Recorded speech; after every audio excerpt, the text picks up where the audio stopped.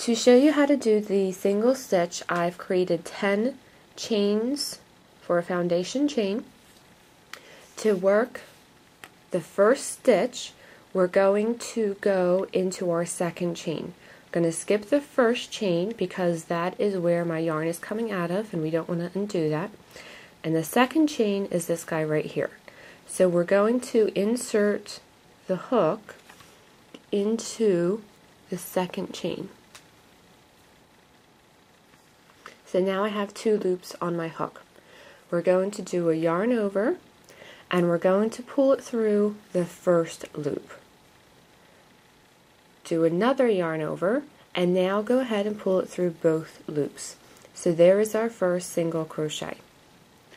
To do our next one, we insert the hook into the next chain, do a yarn over, come out the first loop, do another yarn over, and come through both loops. Insert your hook into the next chain. We have 2 loops, yarn over, pull it through the first loop. I have 2 loops again, shift my hook up, yarn over, and go through the next 2. Insert the hook into your next chain. So I have 2 loops, yarn over, pull it through the first loop, yarn over, pull it through both loops.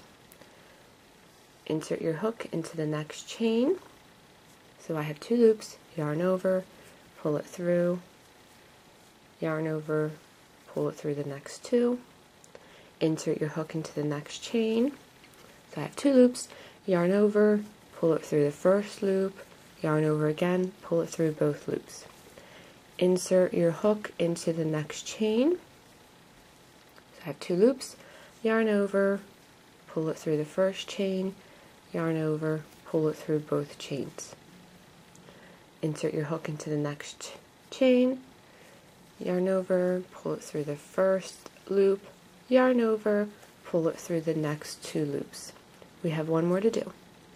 Insert your hook into the last chain, yarn over, pull it through the first loop, yarn over, pull it through both loops.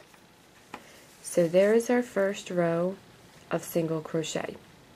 Now to work the second row will be slightly different. Before we turn our piece, we need to do a turning stitch, which basically means we just need to do 1 chain. What this will do when we flip over our piece to work the next row, it allows room so that it doesn't go completely flat. So all of our work is consistent all the way across.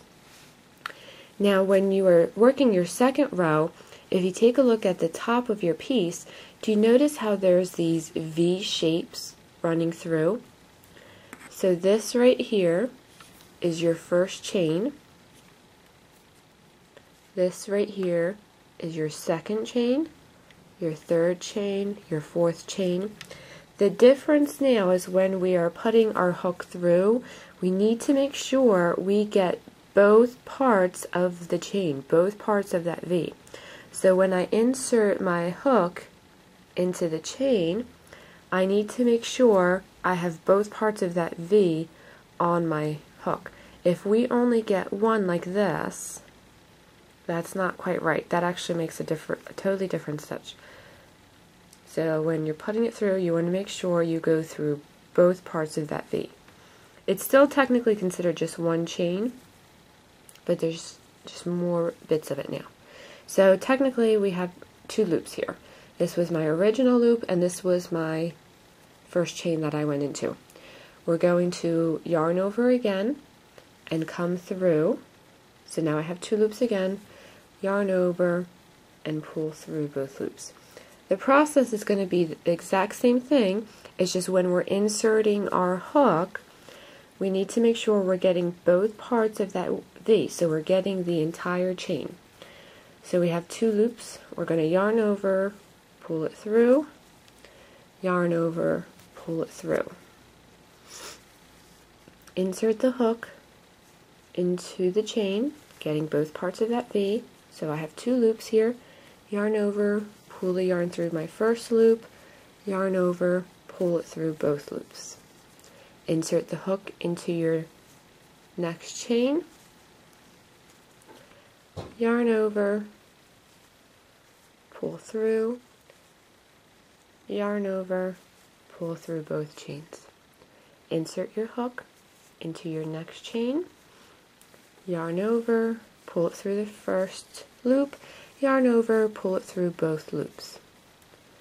Insert your hook into the next chain, yarn over, pull through the first loop, yarn over, pull through both loops. Insert your hook into the next chain, yarn over, pull through the first loop, yarn over, pull through the second loop. Insert your hook into the next chain, yarn over, pull through the first chain, yarn over, pull through both chains.